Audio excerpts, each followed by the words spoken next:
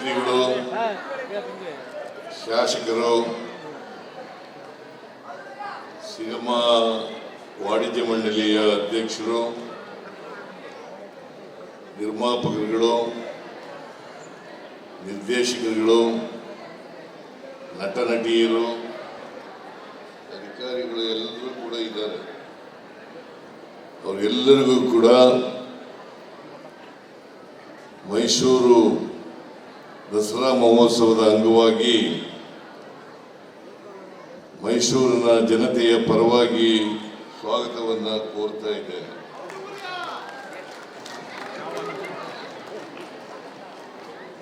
ನೀವೆಲ್ಲರೂ ಕೂಡ ಭಾಷಣ ಕೇಳಕ್ ಬಂದಿಲ್ಲ ಇಲ್ಲಿಗೆ. ರಿಯಾಕ್ಷನ್ ನೋಡಿದ್ರೆ ಯಾರು ಭಾಷಣ ಕೇಳೋರಲ್ಲ.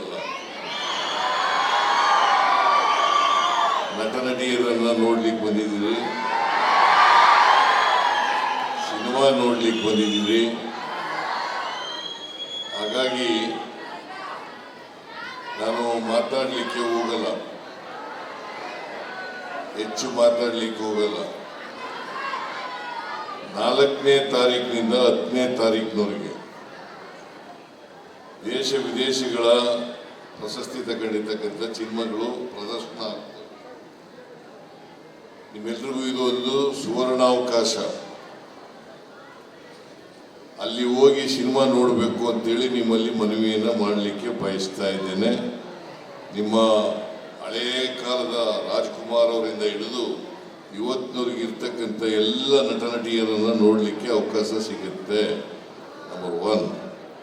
ನಂಬರ್ 2, ಪ್ರತಿ ವರ್ಷದಂತೆ ಈ ವರ್ಷನೂ ಕೂಡ ದಸರಾ ಮಹೋತ್ಸವದ ಸಂದರ್ಭದಲ್ಲಿ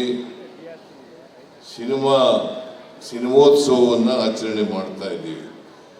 ಈ ಸಿನಿಮೋತ್ಸವವನ್ನು ಅತ್ಯಂತ ಸಂತೋಷದಿಂದ ಇವತ್ತು ನಾನು ಉದ್ಘಾಟನೆ ಮಾಡಿದ್ದೇನೆ. ಈಗಾಗಲೇ ರಾಜೇಂದ್ರ ಸಿಂಗ್ ಬಾಬು ಅವರು ಹೇಳದಂತೆ ಮೈಸೂರಿನಲ್ಲಿ ಹಿಂದೆನೇ ನಾನು ಚೀಫ್ ಮಿನಿಸ್ಟರ್ ಆಗಿರುವಾಗ ಹಿಂದಿನ ಬಾರಿ ನಾನು ಮೈಸೂರು ನಗರದಲ್ಲಿ ಸಿನಿಮಾ ನಗರಿಯನ್ನು ಮಾಡಬೇಕು ಅಂತೇಳಿ ತೀರ್ಮಾನ ಮಾಡಿ ಅವತ್ತೇ 110 ಎಕರೆ ಜಮೀನನ್ನ ಹಿಮ್ಮಾವತ್ರ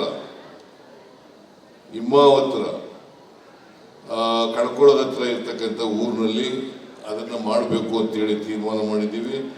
ಮೊನ್ನೆ ಮೀಟಿಂಗ್ ಮಾಡಿ ಇನ್ನೂ 50 ಎಕರೆ ಜಮೀನನ್ನು ಇದಕ್ಕೋಸ್ಕರ ಕೊಡ್ತಾ ಇದ್ದೀವಿ.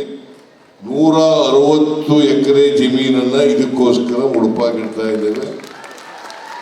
ಒಂದು ಮಾದರಿಯಾದಂಥ ಸಿನಿಮಾ ನಗರಿಯನ್ನ ಮಾಡಬೇಕು ಅಂತಕ್ಕಂಥದ್ದು ಸರ್ಕಾರದ ಉದ್ದೇಶ, ಎಲ್ಲ ಚಿತ್ರರಂಗದಲ್ಲಿರ್ತಕ್ಕಂಥವ್ರ ಎಲ್ಲರ ಉದ್ದೇಶ.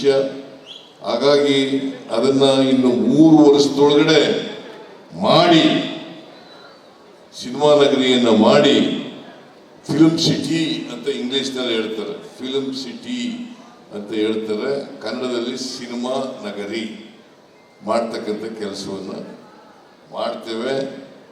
ಅದಕ್ಕೋಸ್ಕರ ಟೆಂಡರ್ ಕರೆಯೋಕ್ಕೂ ಕೂಡ ಮುಂದಿನ ದಿನಗಳಲ್ಲಿ ಟೆಂಡರ್ ಕೂಡ ಕರೀತಾ ಇದ್ದೀವಿ. PPP ಮಾಡಲಲ್ಲಿ ಇದನ್ನು ಮಾಡಿ ಈ ಭಾಗದ ಜನರಿಗೆ ಮತ್ತು ಸಿನಿಮಾ ಬೆಳವಣಿಗೆಗೆ ಎಲ್ಲ ರೀತಿಯ ಸಹಕಾರವನ್ನು ಬೆಂಬಲವನ್ನು ನಮ್ಮ ಸರ್ಕಾರ ಕೊಡ್ತದೆ. ಮೊದಲಿಂದ ಕೊಟ್ಟಿದೆ, ಈಗಲೂ ಕೂಡ ಕೊಡ್ತದೆ. ಈಗಾಗಲೇ ರಾಜೇಂದ್ರ ಬಾಬು ಅವರು ಹೇಳಿದ್ರು, ನಾವು ಏನೇನು ಕನ್ನಡ ಚಲನಚಿತ್ರಗಳಿಗೆ ಸಹಾಯ ಮಾಡಿದ್ದೀವಿ ಅಂತಕ್ಕಂಥ ಮಾತುಗಳನ್ನು ಹೇಳಿದ್ದಾರೆ. ಕನ್ನಡ ಚಲನಚಿತ್ರ ಬೆಳಿಬೇಕು, ಹೆಚ್ಚು ಜನಪ್ರಿಯ ಆಗಬೇಕು, ಹೆಚ್ಚೆಚ್ಚು ಸಿನಿಮಾಗಳು ಬರಬೇಕು. ಮತ್ತು ಜನ ಇವತ್ತು ಥಿಯೇಟರ್ಗಳಿಗೆ ಹೋಗಿ ನೋಡೋದು ಕಡಿಮೆ ಆಗಿಬಿಟ್ಟದೆ. ಥಿಯೇಟರ್ಗಳಿಗೂ ಹೋಗಿ ನೋಡಿ ಅಂತಕ್ಕಂಥ ಮಾತುಗಳನ್ನು ಈ ಸಂದರ್ಭದಲ್ಲಿ ಹೇಳಿ ನಿಮ್ಮೆಲ್ಲರಿಗೂ ದಸರಾ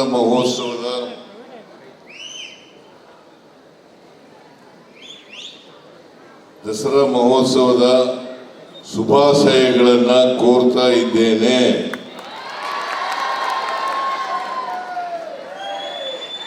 ಇವತ್ತು ದಿವಂಗತ ದ್ವಾರಕೀಶ್ ಅವರು, ನಿಮಗೆಲ್ಲ ಗೊತ್ತಿದೆ ದ್ವಾರಕೀಶ್ ಯಾರು ಅಂತಕ್ಕಂಥದ್ದು, ಮೈಸೂರಿನವ್ರೆ ಅವರು ನಿರ್ಮಾಪಕರಾಗಿದ್ದರು, ನಟರಾಗಿದ್ದರು, ನಿರ್ದೇಶಕರಾಗಿದ್ದರು, ಬಹಳ ಅಪಾರವಾದಂಥ ಕೊಡುಗೆಯನ್ನು ಕನ್ನಡ ಚಿತ್ರರಂಗಕ್ಕೆ ಕೊಟ್ಟಿದ್ದಾರೆ. ಅವರ ಜ್ಞಾಪಕಾರ್ಥವಾಗಿ ಈ ವರ್ಷ ದಸರಾ ಸಿನಿಮೋತ್ಸವವನ್ನು ಆಚರಣೆ ಮಾಡ್ತಾ ಇದ್ದೇವೆ. ಅವರ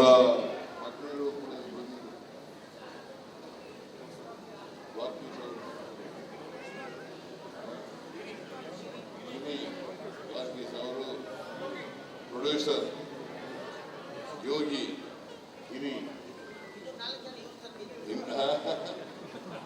ಹೆಚ್ಚು ಕಡಿಮೆ ಗಿರಿ ದ್ವಾರಕೀಶ್ ತರನೇ ಇವರು.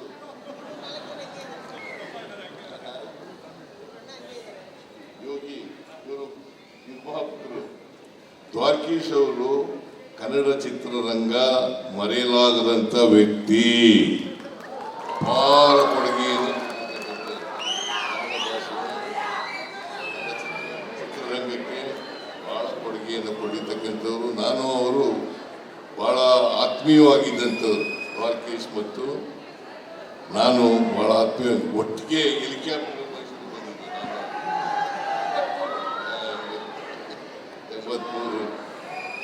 ರಾಮಕೃಷ್ಣ ಹೆಗ್ಡೆಯವರು ನಮ್ಮ ಮೈಸೂರು ಆಗ ಇದ್ದಂಥ ಹೆಲಿಕಾಪ್ಟರ್ನಲ್ಲಿ ದ್ವಾರಕೀಶ್ ಅವರು ನಾನು ಮೈಸೂರಿಗೆ ಬಂದು ಮೈಸೂರು ಡ್ಯಾನ್ಸ್ ರಾಜ ಡ್ಯಾನ್ಸ್